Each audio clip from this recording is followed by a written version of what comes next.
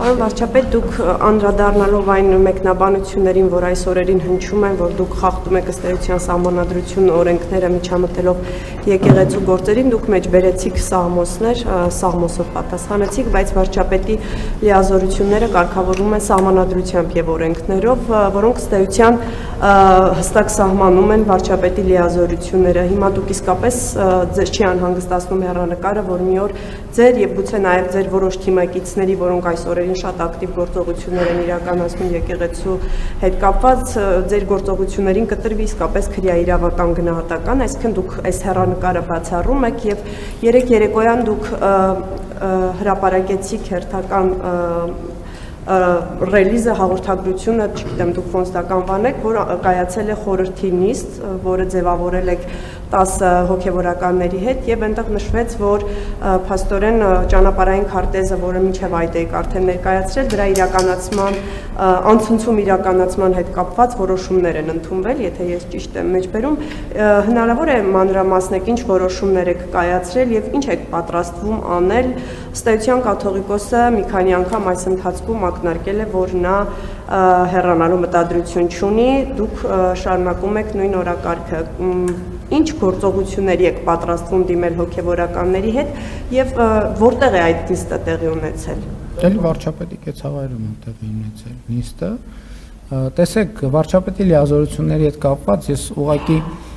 քանի որ ձեր հարցի մասին նախապես չգիտեի, չեմ պատրաստվել, բայց ես օրինակ որտեղ է գրած վարչապետի այնտեղ որտեղ գրած է վարչապետի լիազորությունների մասին, օրինակ վարչապետը լիազորություն ունի բրիֆինգ անելու։ Կա գրած վարչապետի լիազորությունների մեջ, որ վարչապետը չէ, մի րոպե ունի, հա, հələ մի հատ կնայենք, հետաքրքիր է, որտեղ է ֆիքսված, որ վարչապետը ինքն էլ ամեն շաբաթ բրիֆինգ անելու իրավունք ունի, լրագրողների հարցերին պատասխանելու իրավունք ունի։ Ես նկատի ունեմ, կառավարություն վարչապետը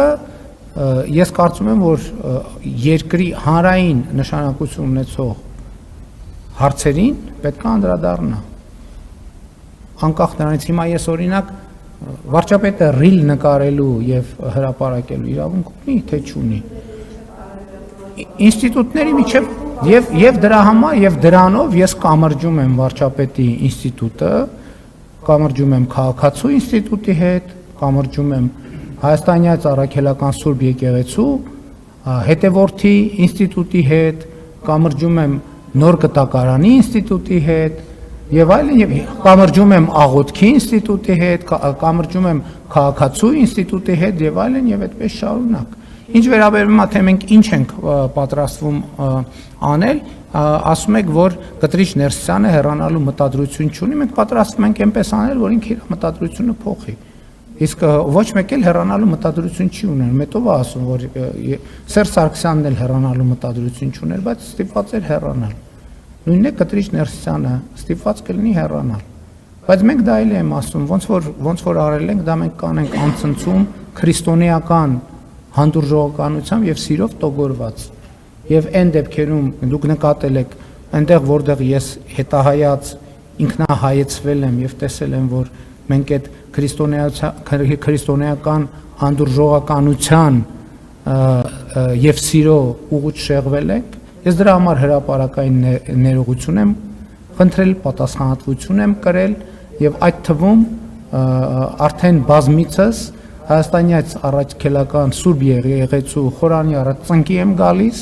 եւ ներում եմ հայցում իմ մեղքերի համար։ Ինչ վերաբերում է քրեաիրավական գնահատականին, Հայաստանի Հանրապետությունը ինստիտուցիոնալ պետություն է եւ համոզված եղեք, եթե իմ արարքներում կամ որևէ մեկի արարքներում, ձեր արարքներում, մյուսի արարքներում լինեն քրեական պատասխանատվության կամ քրեական օրենսգրքի արձագանքի ենթակա արարքներ, դրանք իրենց արձագանքը անպայման կստանան։